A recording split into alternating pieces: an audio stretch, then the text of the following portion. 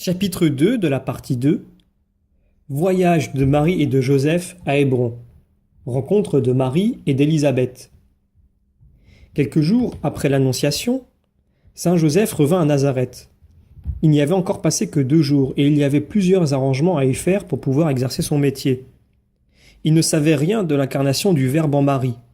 Elle était mère du Seigneur, mais elle était aussi sa servante et gardait humblement son secret. Aussitôt qu'elle sentit en elle la présence du Verbe fait chair, Marie eut le plus grand désir d'aller à Juda, visiter sa cousine Élisabeth, que l'ange lui avait dit être au 6e mois de sa grossesse. Comme le temps approchait où Joseph devait célébrer la Pâque à Jérusalem, il demanda à partir avec lui pour offrir à sa cousine les services que son état réclamait. Joseph et Marie se mirent donc en route pour Juda.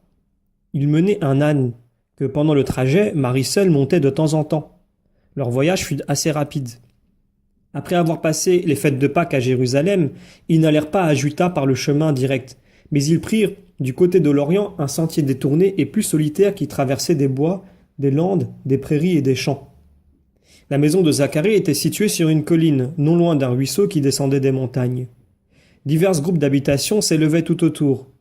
Un pressentiment secret avait averti Élisabeth de l'arrivée de sa cousine, et elle en conçut un vif désir qui l'avait porté loin de sa demeure. Or Zacharie, revenant de Jérusalem après la fête de Pâques, fut tout effrayé de la rencontrer à une telle distance de leur habitation dans l'état où elle se trouvait. Elle lui dit qu'elle était tout émue du pressentiment qu'elle avait que sa cousine, Marie de Nazareth, venait la voir. Zacharie s'efforça de lui ôter cette pensée. Il lui fit entendre par signe, et en écrivant sur sa tablette, qu'il était peu probable qu'une nouvelle mariée entreprît un si long voyage.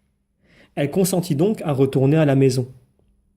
Cependant, elle ne pouvait renoncer à son pressentiment. Elle avait appris en songe qu'une femme de sa tribu avait conçu le Messie promis. Aussitôt, elle avait cru que c'était Marie. Elle avait aspiré à la voir et elle l'avait aperçue en esprit se dirigeant loin vers elle. Elle avait donc préparé dans la maison une petite chambre avec des sièges pour la recevoir. Le lendemain, elle était assise là, espérant toujours qu'elle allait arriver. Enfin, elle se leva et se porta sur la route à sa rencontre. Élisabeth était grande et âgée. Son visage délicat et distingué était couvert d'un voile. Elle ne connaissait la Sainte Vierge que sur ce qu'elle avait ouï dire. Marie la vit de loin. Soudain la reconnut et courut à elle pendant que Joseph, retenu par un sentiment délicat, demeurait en arrière. Ce fut parmi les maisons voisines de celle de Zacharie que Marie aborda sa cousine. Tous les gens qui la rencontraient se retiraient respectueusement, frappés de sa beauté merveilleuse et émus de la dignité surnaturelle qu'exprimait toute sa personne. Élisabeth et Marie se saluèrent affectueusement en se donnant la main. Je vis alors un éclat de lumière dans la Sainte Vierge et un rayon s'échapper d'elle vers Élisabeth qui en éprouva une vive émotion. Elles passèrent rapidement devant tous ceux qui se trouvaient là et arrivèrent en se tenant la main à la porte de la maison. « Soyez la bienvenue » dit alors Élisabeth à Marie. Joseph conduisit l'âne dans la cour, le remit aux mains d'un serviteur et se rendit sous un portique latéral à la rencontre de Zacharie. Il salua avec un humble respect le vénérable prêtre. Celui-ci l'embrassa affectueusement et s'entretint avec lui en écrivant sur une tablette, car il n'avait pas encore dit une parole depuis l'apparition de l'ange. Entrés dans la maison, Marie et Élisabeth s'embrassèrent très affectueusement en approchant leurs joues l'une de l'autre.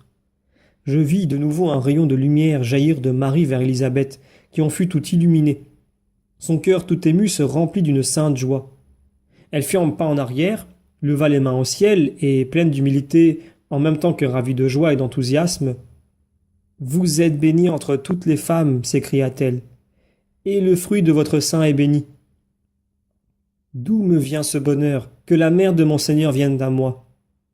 Car votre voix n'a pas plutôt frappé mon oreille, lorsque vous m'avez salué, que mon enfant a tressailli de joie dans mon sein.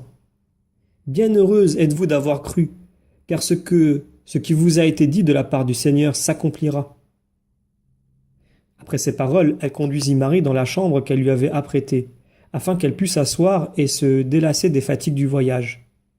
Alors Marie, laissant le bras d'Élisabeth auquel elle s'appuyait, croisa les mains sur sa poitrine et dit ces paroles inspirées.